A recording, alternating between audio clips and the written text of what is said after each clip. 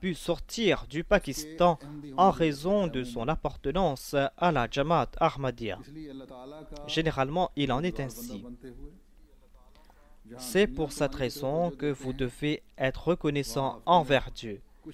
D'une part, vous avez l'occasion de travailler pour gagner votre pain, mais d'autre part, vous devez consacrer une journée par semaine pour la prédication, pour inviter les gens vers Dieu. Si les quelques centaines d'Ahmadis qui sont ici sont actifs, eh bien, l'on pourra progresser rapidement dans le domaine de la prédication. Organiser ces programmes au sein de la Jamaat et au niveau des organisations auxiliaires.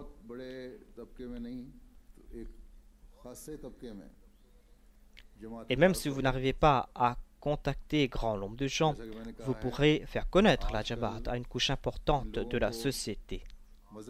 Comme je l'ai déclaré, ces temps-ci, ces gens n'ont aucune relation avec la religion, mais il y a aussi un grand nombre d'entre eux qui n'ont aucune foi en Dieu, qui n'ont aucune certitude en l'existence de Dieu.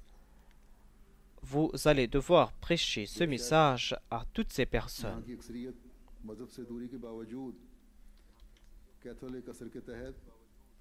C'est vrai que même si la majorité des habitants de ce pays ne sont pas intéressés par la religion, ils ont été influencés par le catholicisme et par le christianisme, et ils ont été influencés par cette période noire où on a converti par force les musulmans.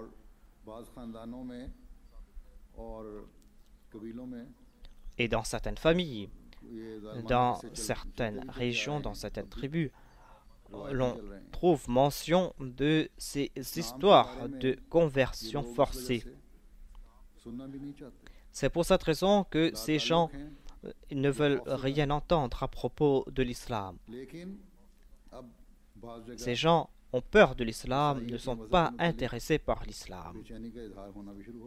Mais dans certains quartiers, l'on entend maintenant une certaine clameur à propos du christianisme, une certaine anxiété.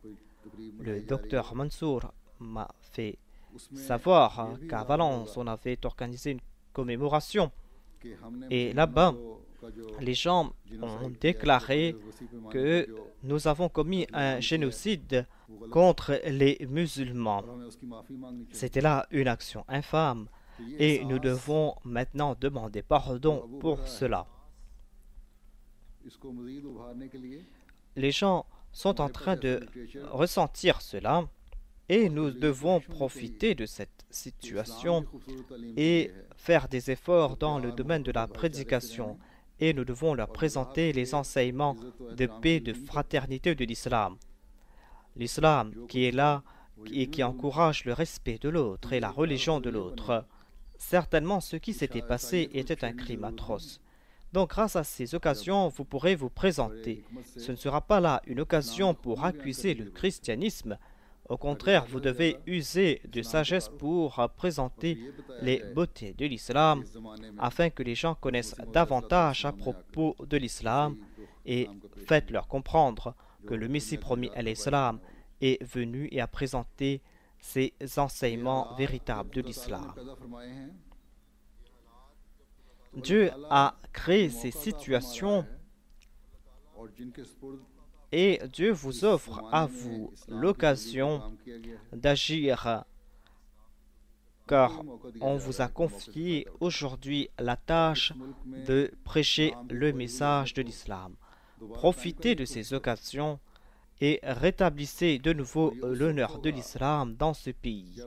Et vous pourrez agir ainsi lorsque tout Ahmadi qui habite dans ce pays comprend qu'il lui incombe de prêcher le message de l'islam.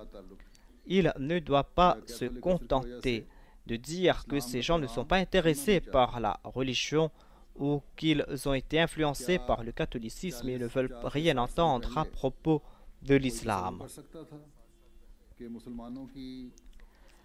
Quelqu'un, 40 ou 50 ans de cela, pouvait-il imaginer que les musulmans auraient la possibilité de prêcher ouvertement le message de l'islam ou que nous aurions pu avoir l'occasion de bâtir ici une mosquée, pouvait-on imaginer 40 ans de cela qu'un jour ici ils allaient ressentir des remords concernant les exactions commises à l'encontre des musulmans et qu'ils auraient eu l'intention de demander pardon? C'est Dieu qui est en train d'accomplir ces actions.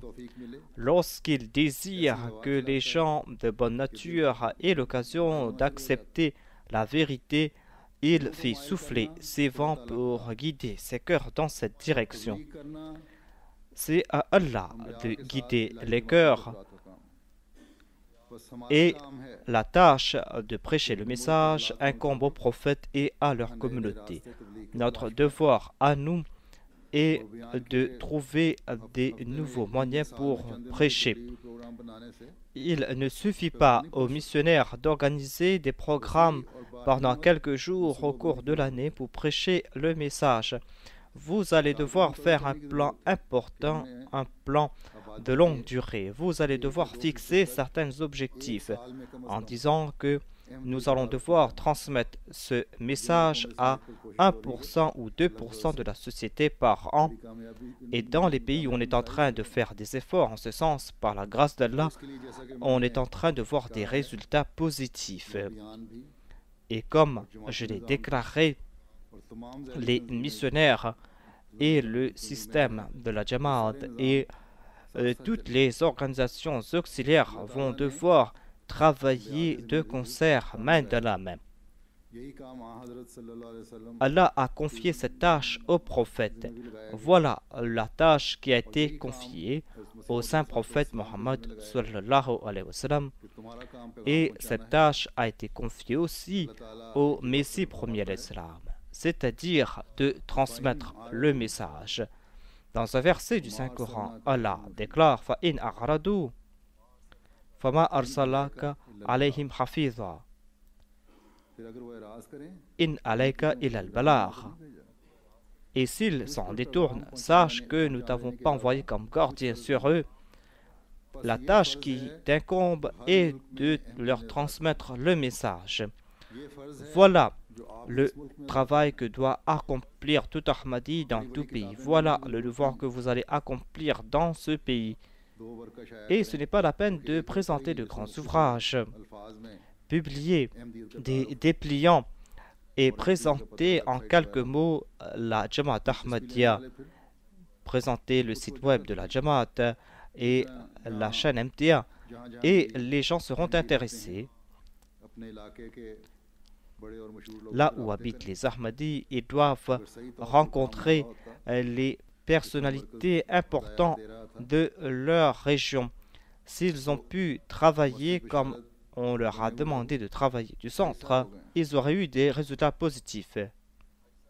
La mosquée Basharat a été bâtie 28 ans de cela, et grâce à cela, vous auriez pu vous faire connaître partout. Il y a des difficultés concernant la mosquée de Valence. Si vous aviez eu des relations au préalable, vous auriez pu enlever ces obstacles. Nous commençons à travailler uniquement lorsqu'on a à faire quelque chose, alors qu'on aurait dû faire des plans de longue durée et établir ces relations de longue date. Donc on va devoir changer ce comportement et cette mentalité. Si quelques personnes viennent visiter cette mosquée en raison de ses 28 ans, ce n'est pas là un grand succès. Ce n'est pas là un grand objectif que vous avez pu atteindre.